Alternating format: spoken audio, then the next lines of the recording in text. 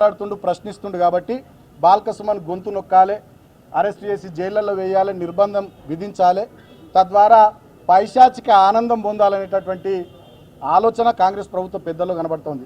నన్ను అరెస్ట్ చేసుడు, జైలుకు పంపించుడు, వీటి మీద పెట్టే శ్రద్ధ నేను ప్రభుత్వ పెద్దలను అడుగుతూ ఉన్నా.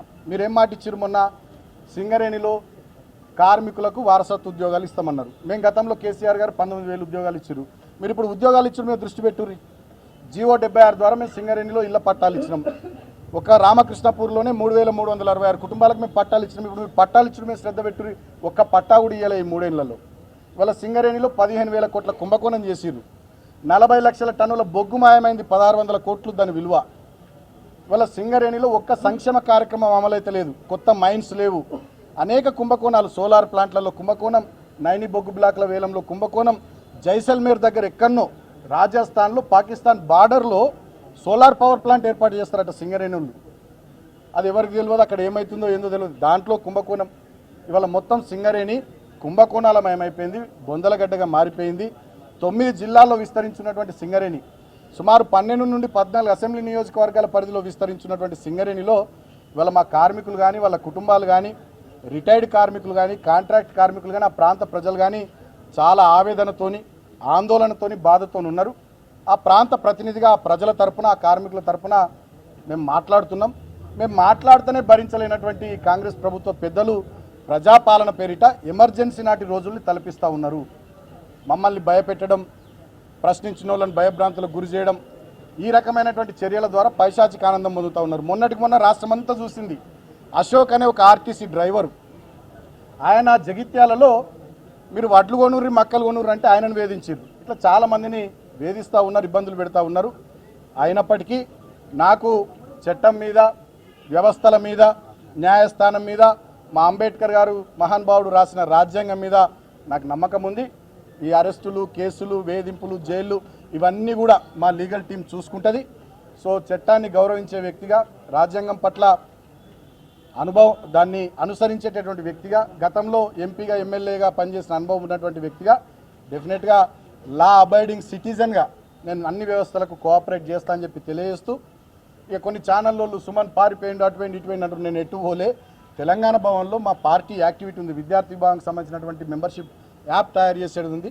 ఆ పనిలో మేము నిమగ్నమైన, మేము ఎటు వారిపోలే, ఎటు పోలే. డెఫినెట్గా చట్టాన్ని గౌరవించే వ్యక్తిగా నేను పూర్తి స్థాయిలో సహకరిస్తా. అంతిమంగా నేను ఒకటే కోరుతా ఉన్న కాంగ్రెస్ ప్రభుత్వ పెద్దల్ని, సరే ఇవల్ల మరి ఇప్పటికి నన్ను జైలుకు పంపిస్తున్న రేవంత్ రెడ్డికి, మంత్రి వివేక్ ఇప్పటికైనా మరి కడుపు మంట సల్లారుతుందో ఏందో చూడాలి. మా మీద పెట్టే శ్రద్ధ, మా మీద చేసే ఎదురుదాడి, మా మీద కేసులు పెట్టి జైళ్ళకు పంపించాలనేటటువంటి దాని మీద ఉన్న మీ తాపత్రయం, దాంట్లో సగమైన మీరు ఇచ్చిన 6 గ్యారంటీల మీద, 420 హామీల మీద, చేవేళ్లలో చెప్పిన ఎస్సీ ఎస్టీ డిక్లరేషన్ మీద, కామారెడ్డిలో చెప్పిన బీసీ డిక్లరేషన్ మీద, వరంగల్లో చెప్పిన రైతు డిక్లరేషన్ మీద, అదేవిధంగా సరూర్ నగర్లో చెప్పిన యూత్ డిక్లరేషన్ మీద పెట్టి ప్రజలకు 4 మంచి పనులు చేయాలని కాంగ్రెస్ ప్రభుత్వ పెద్దల్ని కోరుతా ఉన్నా. అంతిమంగా న్యాయం గెలుస్తుంది, ధర్మం గెలుస్తుంది. జై తెలంగాణ, జై కేసీఆర్, సత్యమేవ జయతే.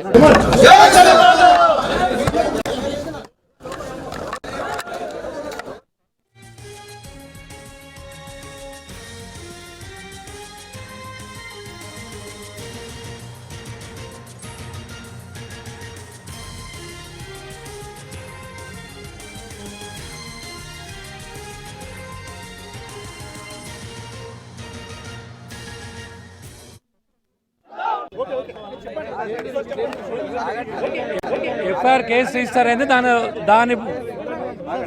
దాని ఇన్వెస్టిగేషన్లో ఇక్కడ రావడం జరిగింది. అదే దాని ఇన్వెస్టిగేషన్ బట్టి ఉంటుంది ఎట్లా అనేది. ఎఫ్ఐఆర్ నాంపల్లి పోలీస్ స్టేషన్లో ఒక కేసు రిజిస్టర్ అయింది, దాని గురించి రావడమే.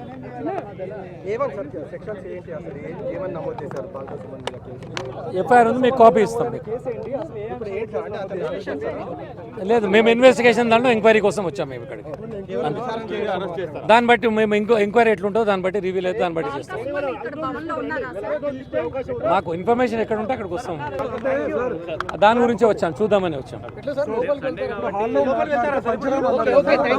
కేతన్పల్లి మున్సిపాలిటీలో 22 వార్డుల్లో 14 వార్డులు మేము గెలుచుకుంటే కేవలం 7 వార్డులు గెలుచుకున్న కాంగ్రెస్ అన్యాయంగా కేతన్పల్లి మున్సిపాలిటీ చైర్మన్ స్థానాన్ని కైవసం చేసుకోవాలని కుట్ర చేసి నా మీద, నాతో పాటు మా నాయకులు 25 మంది మీద అక్రమ కేసులు పెట్టి నన్ను ఆదిలాబాద్ జైల్లో 16 రోజుల పాటు ఉంచారు. నాకు థ్రోట్ ఇన్ఫెక్షన్ వస్తే ట్యాబ్లెట్లు ఇవ్వలే. దాదాపు 4-5 రోజుల పాటు విపరీతమైన చలి అక్కడ ఉంటుంది. ఫిబ్రవరి మాసం చలి బాగుంటే నాకు బెడ్షీట్ ఇవ్వలే. అనేక రకాలుగా నన్ను రిస్ట్రిక్షన్స్లో ఉంచుతూ వేధించింది. అయినా వాళ్ళ కడుపు మంట ముఖ్యమంత్రి రేవంత్ రెడ్డిది, మంత్రి వివేక్ది, కాంగ్రెస్ ప్రభుత్వ పెద్దల కడుపు మంట చల్లారనట్టుంది. మళ్ళీ ఇప్పుడు అక్రమంగా కేసులు పెట్టిరు. 2018లో చెన్నూరు నుండి ఎమ్మెల్యే గెలిచిన మా మందమరి రామకృష్ణాపూర్ కోల్బెల్ట్ ఏరియా పెద్ద ఎత్తున నాకు ఓట్లేసి ఆనాడు ఆశీర్వదించారు. ఇప్పుడు మేము ఓడిపోయినప్పటికీ కూడా ఆ ప్రాంత కార్మికుల పట్ల ఈ కాంగ్రెస్ ప్రభుత్వం చేస్తున్నటువంటి అన్యాయాలు, మోసాలు దాన్ని నిరంతరం ప్రశ్నిస్తూనే ఉన్నాం. కేతన్పల్లి మున్సిపాలిటీలో ప్రభుత్వం ఇచ్చిన 6 గ్యారంటీల మీద కానీ, 420 హామీల మీద కానీ, వివిధ డిక్లరేషన్ల మీద కానీ ఎవరైతే గట్టిగా మాట్లాడుతున్నారో, ప్రశ్నిస్తున్నారో వాళ్ళందరి మీద అక్రమంగా కేసులు పెట్టి జైలుకు పంపించి వేధించుడు వారికి పరిపాటిగా మారిపోయింది. ఆనాడు తెలంగాణ ఉద్యమంలో 226 కేసులు భరించి సుమారు 4 సందర్భాల్లో లాఠీ చార్జీల్లో గాయపడి చెంచల్గూడ, చెర్లపల్లి జైళ్లలో 2009 నుంచి 2014 వరకు వివిధ సందర్భాల్లో జైళ్లలో ఆనాడు నన్ను టార్గెట్ చేసి కాంగ్రెస్ ప్రభుత్వం ఉంచింది. మళ్ళీ వాళ్ళ అధికారంలోకి వచ్చినటువంటి కాంగ్రెస్ ప్రభుత్వం మళ్ళీ నన్ను టార్గెట్ చేస్తూ ఉంది. ఈ 3 సంవత్సరాల పాలనలో నా మీద 10ల సంఖ్యలో కేసులు పెట్టింది. మరి పాత రికార్డు వీళ్ళు బద్దలు కొడతారో ఏందో తెలియదు. గతంలో 226 కేసులు ఉండే నా మీద తెలంగాణ ఉద్యమంలో.